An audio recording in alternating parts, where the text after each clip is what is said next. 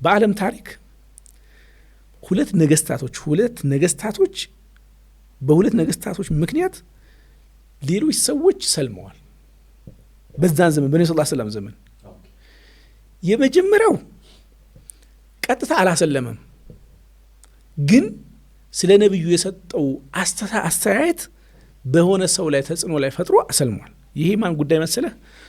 አቡ ሱፊያን ለንግድ ሄዶ የእንትኑ ንጉስ አይ ቲንክ የከስራው ይመስለኛል እስኪ ስለ ነብይ እንግድነት ሄዶ ማለት ነው እንትና ውስጥ አላሁመ ሶሊ ሶሪያ ሻም ሄዶ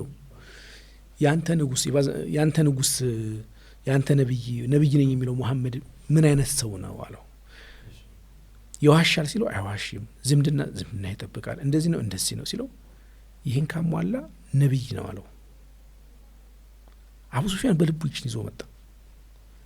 ብዙ ነገሮች ነገረው እኮ ይሄን አቡ ሱፊያን የዛን ጊዜ አልሰለመም። የነብዩ ሰለላሁ ዐለይሂ ወሰለም ጥላት ነው። ስለ ነብዩ ሰለላሁ ዐለይሂ ወሰለም ግን ንጉሱ ለሚጠይቀው ነገር በሙሉ የሚያውቀውን ድሮ በልጅነታቸው መሐመዱል አሚን በነበሩ ጊዜ የሚያውቀውን ነገር በሙሉ ይናገራል። በቃ ይሄ ከሆነ ይሄ ሰውዬ ነብይ ነው አለው። አቡ ሱፊያን የሰለመው በዚህ ንግግር ምክንያት ነው።